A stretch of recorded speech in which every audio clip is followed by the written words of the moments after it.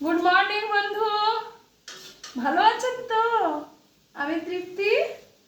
সবার কাছে তো এইটাই নাম পৌঁছে দিতে চাই। আজকে আমার মেয়ে স্কুলে যাবে, রান্না করছি তাই সকালবেলায় উঠে। আমি একটা কথা বলবো, এটা দেখেছেন? বাঁধাকপি। বাঁধাকপিটা দেখাও ঠিক করে।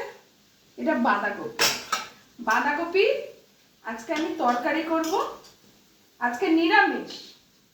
তো আমি কি করলাম, আমার মেয়ে তরকারি চচ্চড়ি খেতে পছন্দ করে না, তো আমি কি করলাম তার জন্য বাঁধাকপির কোপ্তা বানিয়ে দিলাম।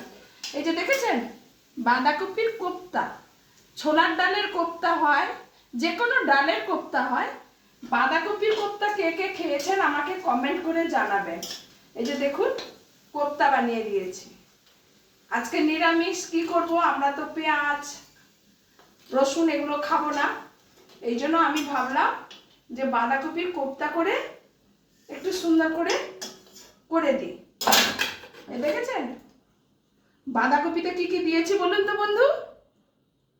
বেসন দিয়েছি, আলু দিয়েছি, কাঁচা লঙ্কা, একটু জিরে গুঁড়ো, আর একটু হলুদ গুঁড়ো, আর একটু ধনে গুঁড়ো, এগুলো দিয়ে রান্না করবেন। আলুটা দিলে দেখবেন প্রোটিন আছে। বাঁধাকপিতেও পেট পরিষ্কার করে, এই জন্য বলি যে বাঁধাকপিও খাবেন। আর এটা যেহেতু বাচ্চা খাবে, সুগার যাদের আছে তারা আলু দেবেন না, বেসন দিয়ে করবেন।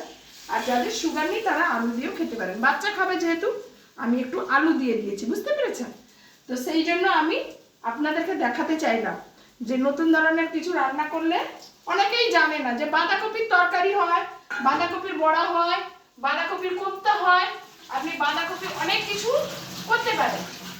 যাই হোক বন্ধু, আমি ওটা ভিডিও করছিলাম। আজকে এখনকার মতো এখানে স্টপ করলাম।